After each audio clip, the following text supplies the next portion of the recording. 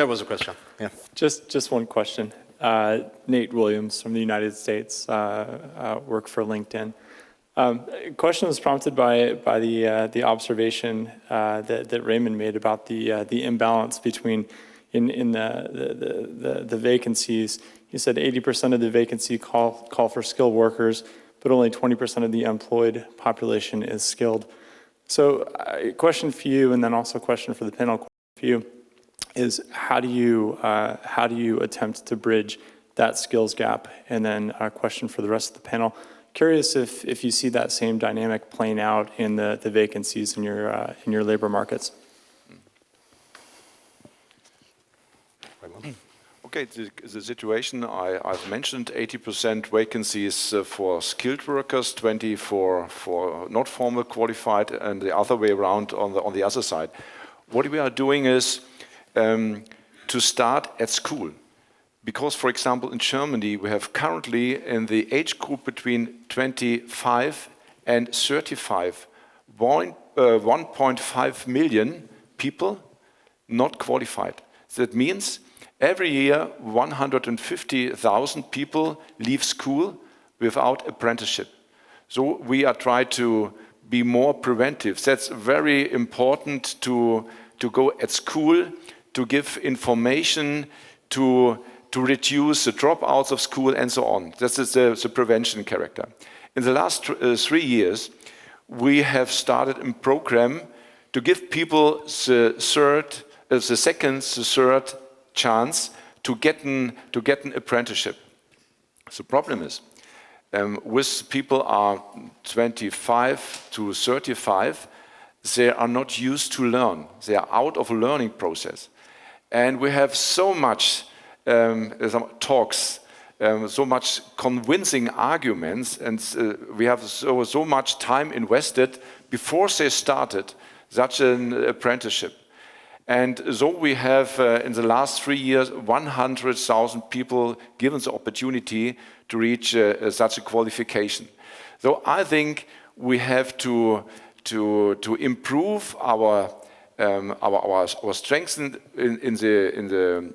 at school, so that we have less dropouts, and to give them the chance to learn permanently. That's very important. Not to know what was the struggle in the Teutoburger Wald, for example, in Germany, but to have the mechanism to learn later on in employment. That's the right idea, and I can say you, it was a lot to do to find with 100,000. And in the next 3 years, we won't give 100,000 more people with opportunity, but I know what is the burden for our organization. Money is not the problem. Not the problem. It is a willingness of the potential employees to do it. Thank you. Petra? Yeah. I'd just like to add that we face the same problem, that we have a certain percentage of people leaving school and don't enter another school or an apprenticeship system. So we have, 2 days ago, our government has published a law till education till 18. Yeah. So really there should be set up a system where people should be educated till the age of 18. So they should go to school or should go to the apprenticeship system, to the dual vocational system. And we also think that we have to focus on that, because we see that if these youngsters are not being educated, we have the problems in 10 years in the public employment service, and that's much more hard work, to convince people at the age of 40, 45 to make a new education or to go into the educational system, and it's much more expensive, because the school system in that relation is a cheaper system, or really to bring young people in the vocational system. What we discussed in that relation with the refugees is, should we also implemented system for the youngsters of the refugees. We don't do that, yeah, because we see, and I do think we didn't do that because we see that there are a lot of you already have mentioned that there are a lot of young refugees in the age between 15 and 25, yeah. And we really have to set up at the moment a system for these young refugees to bring them to school, yeah, and to bring them to the vocational system, because it's starting from illiterating them and to really to show what kind of education they have to do to get chances in our systems. What I can add one argument. We know a lot about of the integration of migrants in the labor market. The problem is they start their integration in special sectors of the labor market. I would say it's all are working with the little bit dirty, a little bit difficult, dangerous and dull. I would say it's so. When I take a look at the last year, about 20,000 refugees entered the labor market in 4 branches as temporary workers, in the agricultural sector, in logistics, and in the area restaurant with sector. And when we don't invest in this people, they will stay in this area. That's a very big challenge. That's why we try to invest in them in a very early stage. That's why he needs the German language. You need a special language, and when you want to get a certificate, you have to sit an exam, it's a pass exam with the German language, written German language, and it's not so easy. And that's why it's very necessary to invest in a very early stage, and you have to decide not too early in the labor market if the person has a potential for higher qualification. That's the big challenge. Michael? The situation in Sweden is very similar, so I'm just going to add that we take the education system, for example, we have a shortage of teacher. So how much the school even asks for teacher, we don't have them. One way then could be that we try to learn the employers, in this case the one in the school, that maybe you can introduce a new role as an assistant to the teacher, because you will never find a teacher, we can say, to the school, but try to employ an assistant. That is, of course, not the best way in the long term to develop our economy, but especially in short and mid-term, that's a way, because it's better that the teacher have an assistant than nothing.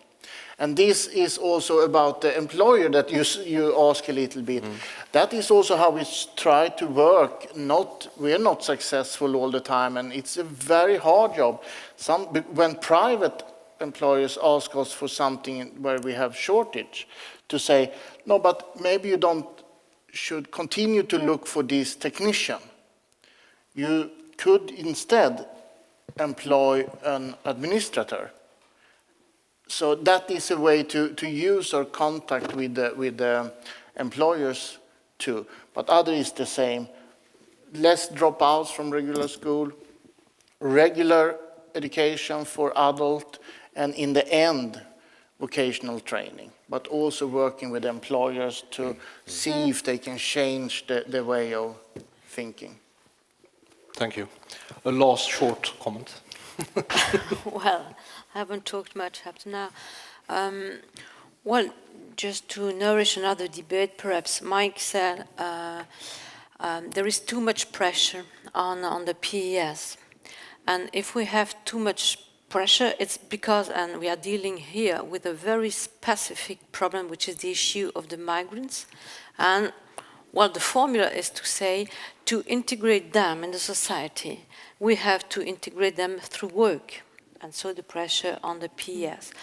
But the paradox, and I want to give a wider scope to the debate, is that on on another point of view, the question is there any sufficient places on the labor market for everybody, for every active adult in the society?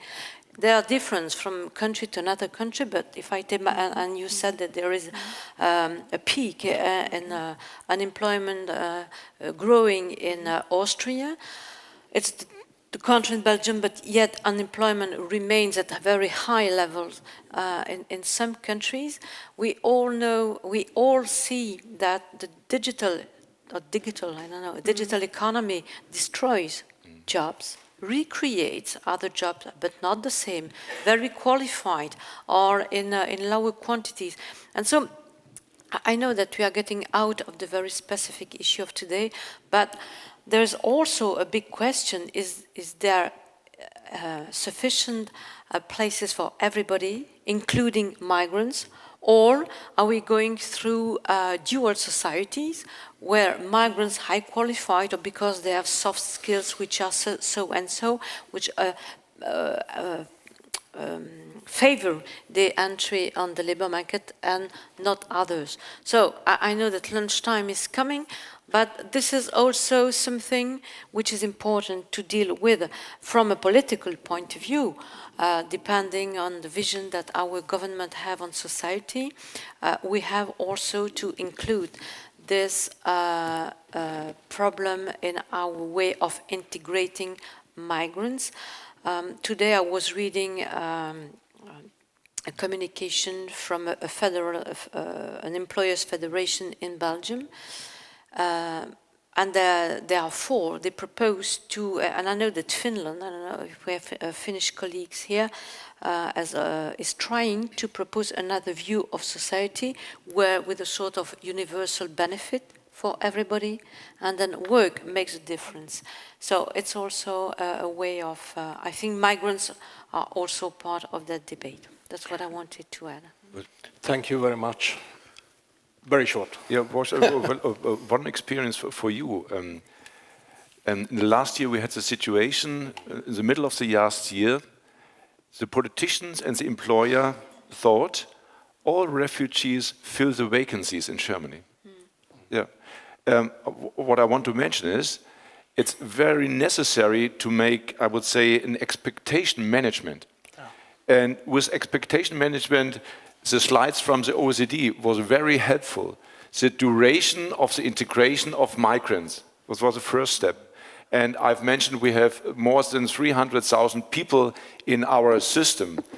And I said to the public, to the politicians, 80% of them don't have the qualification employer in Germany are used to. And after that, politician says, okay, it needs a lot of duration. And my minister said, that are the skilled workers for tomorrow. I said in the press, that are the skilled workers for the day after tomorrow. And after that day, they use the day after tomorrow.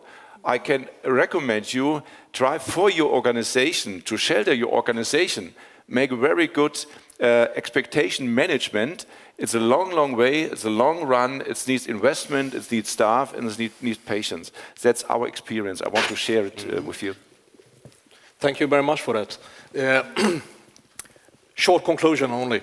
I think that the 10 points Mr. Scarpetto presented before from OECD is something which applies very much to all of us, but the solutions are a little bit different depending on the systems and so on. A big thank you for each and one of you for your presentations and your view on the matter. And as always, it's a tradition now. We will bring you some traditions and also warm applause from everyone. So, there you go. Thank you. There you go. Thank you.